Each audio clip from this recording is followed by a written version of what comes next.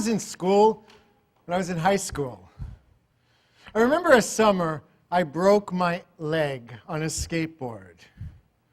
And I remember that summer well, let me tell you. I had a full leg cast on. It happened the week before school ended. And I remember that cast stayed on till Labor Day weekend. It couldn't have been timed more terribly than for a high school student. Every 2 weeks, I would have to go to the hospital. They would take that cast off. Now remember, I'm talking the 70s. I'm talking a solid plaster cast that the nurse literally wrapped the plaster around you, I'm not talking about these lightweight things they have today. So every few weeks I'd go, and obviously they'd take the cast off and they'd x-ray my leg. And I'd be there being like, oh God, please have healed. And they'd check because they would x-ray my foot, and if it wasn't healing, or it didn't completely heal, let me say, the nurse would walk in with the plaster card and the painter's hat, and I knew what was happening next. And so, obviously, that leg had to stay completely immobilized until it was fully healed. Every 2 weeks, brand new cast. Now, I remember that summer well because I had to make a lot of adjustments in my life. Showers, man, they were out of the question. I wound up with a bath every day, on a milk crate, leg wrapped in a garbage bag, hanging out the side of the tub. Because if you ever got plaster wet, you know what happens, all right? Could not go to the beach. No swimming. I challenge you to try and walk in sand in crutches one time, just for the fun of it. And so I had to walk with the crutches all the time because the way the bones needed to heal, they bent my knee when they put the cast on. So this was the permanent position of my leg. It wasn't a straight cast, it was this bent knee thing. Even if I wanted to ignore that my ankle was broken, that 30 pounds of plaster wrapped around my leg was a constant reminder that it was healing.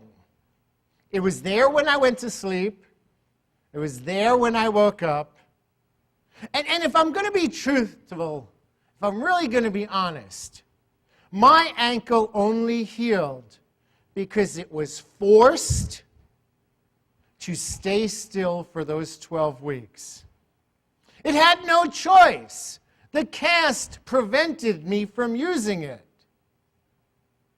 Unfortunately, there is no outer cast to bind emotional wounds, spiritual wounds, and give our soul sometimes the time that it needs to heal fully. Many of us, unfortunately, metaphorically, we're limping through life with a broken will. And we in no way accept or acknowledge that it's screaming out for healing. Ironically, our willpower, our will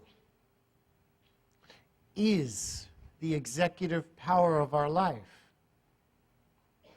Cannot explain where it comes from, where our desires proceed from, but this will that I'm talking about, a metaphor may be, it's the CEO, this chief executive officer of our decisions. Our will is actually used by our personality. In fact, it's used by our personality in the same way my ankle is used in walking. I don't consciously command it at all, but every step I take for my life, those bones in my foot, the ankle, the knee, all move and cooperate with that step. And my will, just as unconsciously, influences and impacts all of the decisions I make in my life. And so I share this today because we're going to talk about healing our will. In Lessons in Truth, Unity's basic Christian textbook, if you will, Dr. Emily Cady says our personality, our will, is the human part of us. Our personality, it is what everyone sees. It's the outer, if you will. It's what we say. It's our body language. It's how we behave. It's how we respond. This is our personality. Now, we know personality, it may be agreeable, and it may be disagreeable.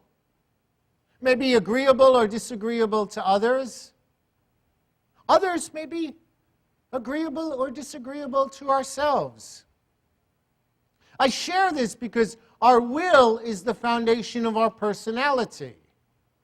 And this is the exterior part of us. This will, this exterior, this personality, it develops subconsciously over a lifetime, and it is changeable. In spite of what we may say, we can change ourselves. In spite of what we may have been told, we can change. The traits in our personality that do not serve our vision, our dreams, our prayers, God's calling on our life. We can change anytime we hear ourselves saying, "This is who I am." Have you ever heard anybody say that? Somebody that you care about, somebody that you want to help move along the way. Well, listen, you'd probably get better results if you did them this way, or you spoke this way, or you responded this way. This is who I am. I'm Italian. We all yell. Come on, has an Italian ever told you that? This is who I am. I can't change. That is not who you are.